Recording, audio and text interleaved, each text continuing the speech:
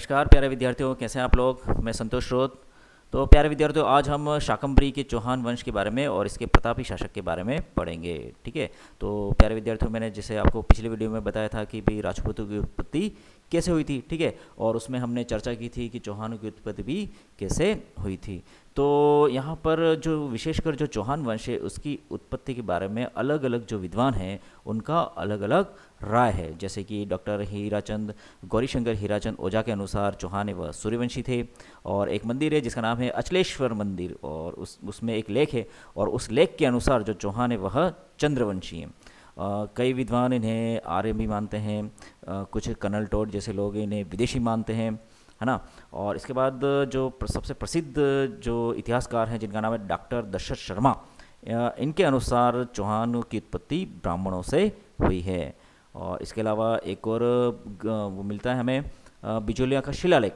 तो बिजोलिया के शिलालेख से हमें पता चलता है कि वर्तमान में जो सांबर झील है, ठीक है, इसका प्राचीन नाम था शाकंभरी या सपालदक्ष।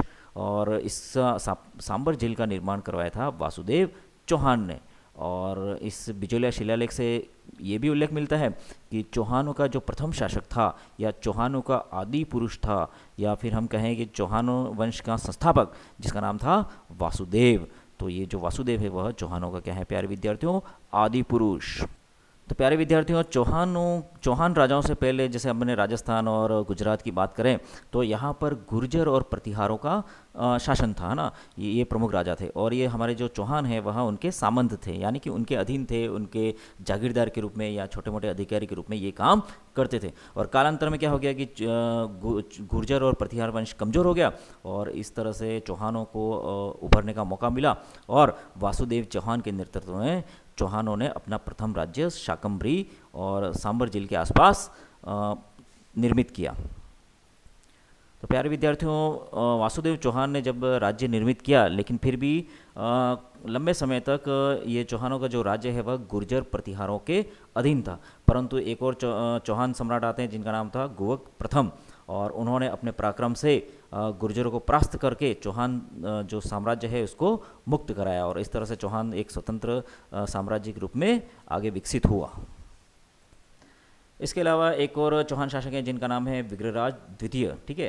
तो ये विग्रहराज तीन है, एक तो विग्रहराज प्रथम, द्वितीय और तृतीय, और चौथे भी हैं जिनका नाम है विग्रहराज चतुर्थ।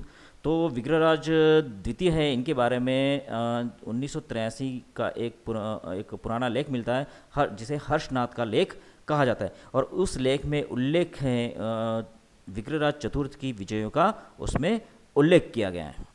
और इस हर्षनाथ के लेख के अनुसार विग्रहराज द्वितीय ने गुजरात के चालुक्य शासक मूलराज को परास्त किया था। विग्रहराज द्वितीय के बाद दुर्लभराज और गोविंदराज तृतीय शासक हुए। ठीक है। और पृथ्वीराज विजय नामक ग्रंथ में गोविंद तृतीय की उपाधि वेरीगट्टे यानी कि शत्रु संहारक। ठीक है। तो ये जो ग्रंथ है पृथ्वीराज विजय, उसमें लिखा गया है पृथ्वीराज तृतीय के बारे में कि उन्होंने वेरीगट यानी शत्रुओं का संहारक करने वाला की उपाधि प्राप्त की थी। इसके अलावा एक और लेखक हैं, इतिहासकार हैं फरिश्ता। तो फरिश्ता ने अपनी जो पुस्तक है उसमें लिखा है कि गोविंद तृतीय ने गजनी के शासक को मारवाड़ में आगे बढ़ने से रोका था। तो वर्तमान में जो अफगानिस्तान है ना, तो अफगानिस्तान का जो गजनी नामक क्षेत्र है, तो वहाँ के जो तुर्क लोग हैं वह समय समय पर भारत पर आक्रमण करते थे, है ना। वर्तमान में जैसे पंजाब हो गया, दिल्ली के आसपास का जो मैदानी क्षेत्र है वहाँ पर लोगों को यहाँ पर अपनी सेना लेके आते थे और लोगों से धन प्राप्त करके उनसे धन छीन के वापस चले जाते थे। लेकिन गोविंद तृतीय के रहते वह राजस्थान में नहीं आ पाए, खास करके मारवाड़ में तो वह आ ही नहीं पाए थे, क्योंकि गोविंद तृतीय ने उनको रोक लिया था। प्यारे विद्यार्थियों, अगले शासक है जिनका नाम है अजयराज। ये बहुत ही महत्वपूर्ण शासक है। इन्होंने 1105 में शासन का कार्य संभाला और 1133 तक इन्होंने शासन किया। तो प्यारे विद्यार्थियों, ये अजय राज है, बहुत ही महत्वपूर्ण शासक है। इन्होंने 1113 में अजय मेरू, है ना, उस समय का अजय मेरू, और वर्तमान में ये शब्द है अजय मेरू है, ये अपभ्रंश होकर अजमेर हो गया। तो अजमेर का संस्थापक या अजमेर शहर की स्थापना अजय राज ने अपने नाम से की थी। इसके अलावा उन्होंने चांदी की और तांबे के सिक्के भी चलाए थे, और उस समय उन सिक्कों का, जैसे अभी रुपया पैसा ऐसा हम बोलते हैं ना, तो उस समय अजय प्रिय द्रंभ, उन जो सिक्के जो पैसे चलाए थे उन्होंने, उसका नाम था अजय प्रिय द्रंभ। और उस समय क्या है कि भारत में महिलाओं की स्थिति बहुत अच्छी थी। तो अजय राज ने अपनी जो रानी थी, प्रिय रानी, जिनका नाम था रानी सोमलवती, और जो सिक्के थे उस समय के, उसमें रानी का नाम भी उन सिक्कों पर अंकित था। अजय राज की अगर धार्मिक रूप से बात करें तो अजय राज थे वह शिव भक्त थे, यानी कि वह शैव थे। लेकिन उस समय भारत में और भी धर्म प्रचलित थे, जैसे कि भगवान शिव को मानने वाले कहलाते हैं शैव, और जो राम और कृष्ण इनको मानते हैं, विष्णु को मानते हैं, वो लोग कहलाते हैं वैष्णव। और इसके अलावा एक और धर्म था जो प्रसिद्ध था, जिसका नाम है जैन धर्म। तो ये अजय राज है अपने राज्य में सभी धर्मों को समान रूप से सम्मान देते थे। और बहुत सारी इतिहास की पुस्तकों में उल्लेख है कि उन्होंने जैन धर्मावलंबियों को मंदिर बनाने की इजाज़त भी दी थी। न केवल मंदिर बनाने के लिए इजाज़त, बल्कि उन्होंने पार्श्वनाथ, है ना, जैनों के जो भगवान हैं, पार्श्वनाथ के मंदिर के निर्माण के लिए उन्होंने स्वर्ण कलश भी प्रदान किया था। प्यारे छात्रों, अगले हमारे राजा हैं जिनका नाम है अर्णोराज। ये भी चौहानों के महत्वपूर्ण शासक हैं। यह 1133 में शासक बनते हैं और 1155 तक शासन करते हैं। अर्णोराज ने तुर्कों एवं मालवा के शासकों को परास्त किया था, यानी कि वह बड़े ही शक्तिशाली थे। इसके अलावा परंतु यह गुजरात के जो शासक थे, चालुक्य शासक कुमारपाल, उनसे वह हार गए थे, है ना। और वर्तमान में अजमेर शहर में एक झील है जिसका नाम है अनासागर। तो उस झील का निर्माण अर्णोराज ने किया था। इसके अलावा जो अजमेर के निकट एक जगह है धार्मिक स्थली पुष्कर, तो वहाँ पर एक मंदिर है वराह मंदिर। तो वराह मंदिर, पुष्कर में वराह मंदिर का निर्माण भी अर्णोराज ने करवाया था। और अर्णोराज भी शिव भक्त थे, लेकिन अन्य सभी जो जैन धर्म हैं, या फिर बौद्ध धर्म हो गया, या फिर वैष्णव धर्म को मानने वाले सभी लोगों को वह समान रूप से सम्मान देते थे। किसी प्रकार के धार्मिक भेदभाव उस समय नहीं था। प्यारे विद्यार्थियों, अर्णोराज के दरबार में देवबोध और धर्मघोष नाम के दो प्रकांड पंडित रहते थे, जो अपने ज्ञान विज्ञान के लिए माने जाते थे। प्यारे विद्यार्थियों, अगले जो शासक है जिनका नाम है विग्रहराज चतुर्थ, और यह महान प्रतापी शासकों में से एक हैं। महान चौहान राजा हैं ये, और इन्होंने अपने शासनकाल में, ये 1158 में राजा बने और 1163 तक इन्होंने शासन किया। तो अपने छोटे से शासनकाल में इन्होंने बहुत बड़े बड़े काम किए। सबसे पहला काम कि उन्होंने दिल्ली के तोमरों को पराजित किया, है ना। वर्तमान में जो दिल्ली और इस आसपास का क्षेत्र है, तो वहाँ पर तोमर राजपूतों का शासन था, और विग्रहराज चतुर्थ ने इन तोमरों को परास्त कर दिल्ली पर चौहान राज्य की स्थापना की। तो यह हम कह सकते हैं कि दिल्ली पर अधिकार करने वाला पहला शासक कौन था, चौहान शासक कौन था, तो वो कौन था, विग्रहराज चतुर्थ, ठीक है। और इसके अलावा उन्होंने गजनी के खुसरू शाह को भी परास्त किया था, ठीक है। तो ये जो गजनी के लोग हैं, यह बार बार भारत पर आक्रमण करते थे, और हमारे जो राजपूत राजा है बार बार उनके आक्रमण को रोकने का काम करते थे।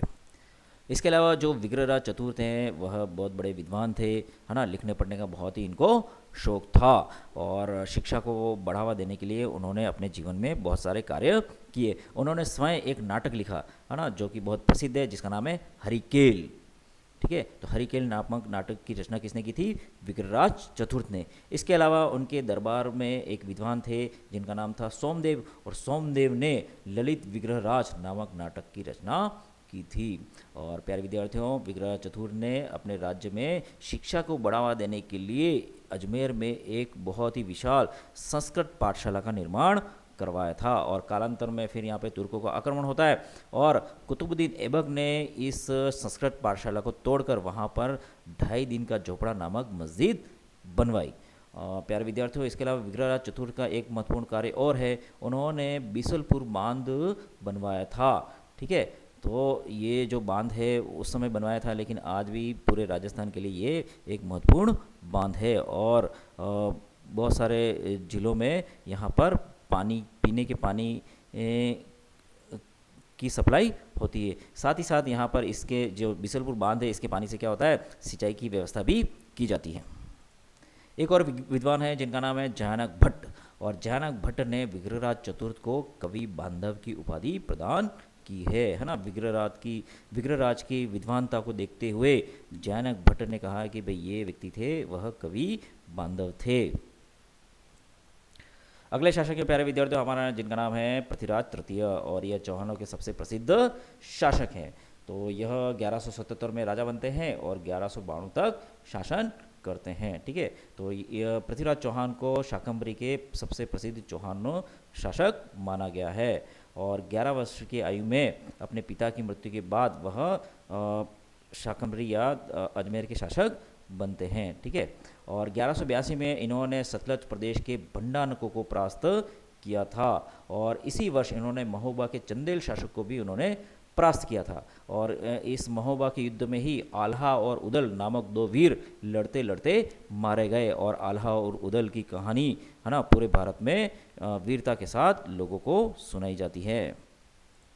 इसके अलावा उन्होंने जो गढ़वाल के शासक थे जयचंद, तो उसको भी परास्त किया था, और जयचंद को परास्त करके उसकी जो पुत्री थी है ना स्वयंवर में उनको बुलाया नहीं था, तो उन्होंने जो संयोगिता थी जयचंद की पुत्री उसका अपहरण करके उससे विवाह कर लिया था। ठीक है, और कालांतर में षड्यंत्र के दौरान मोहम्मद गोरी को भारत पर आक्रमण करने के लिए जयचंद और इनके द्वारा भारत में बुलाया जाता है, और जो मोहम्मद गोरी है वह गजनी से सेना लेके तराइन के मैदान में पृथ्वीराज चौहान से युद्ध करने के लिए 1191 में आता है, और इस युद्ध में पृथ्वीराज चौहान मोहम्मद गोरी को हरा देते हैं, और जो मोहम्मद गोरी है वह भागकर वापस गजनी की ओर चला जाता है। परंतु छात्रों ये जो युद्ध था 1191 का, यह पृथ्वीराज चौहान की बहुत बड़ी विजय थी और मोहम्मद गोरी की बहुत बड़ी हार थी। तो इस हार से वह भागकर मोहम्मद गोरी गजनी चला जाता है, और इसके बाद वह एक वर्ष बाद 1192 में पूरी तैयारी के साथ फिर से आता है,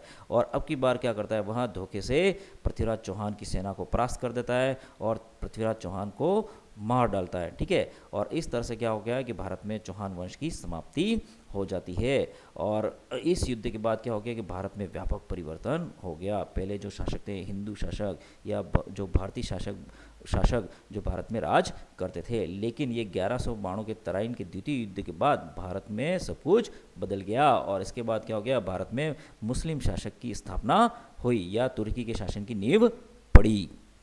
तो प्यारे विद्यार्थियों, ये पृथ्वीराज चौहान बड़ा महान शासक था, और उन्होंने 1177 से लेके 1192 तक भारत पर शासन किया, और अपने शासनकाल में उन्होंने बहुत सारे ऐसे कार्य किए और बहुत सारे युद्धों में विजय प्राप्त की थी, और यह भी विद्यानुरागी थे। ठीक है, और गुणीजनों का सम्मान करने वाले व्यक्ति थे, और उनके दरबार में जयानक नामक एक लेखक थे है ना, जिन्होंने पृथ्वीराज विजय नामक पुस्तक लिखी है। इसके अलावा उनके एक मित्र थे जिनका नाम था चंदबरदाई। ठीक है, और इन्होंने पृथ्वीराज चौहान के जीवन में या चौहानों को लेकर एक पुस्तक लिखी है जिसका नाम है पृथ्वीराज रासो। तो प्यारे विद्यार्थियों, ये दो नाम एक जैसे दिखते हैं। ठीक है, तो एक है पृथ्वीराज विजय और दूसरी है पृथ्वीराज रासो। तो पृथ्वीराज विजय है उसके लेखक हैं जयानक, और पृथ्वीराज रासो उसके लेखक हैं चंदबरदाई।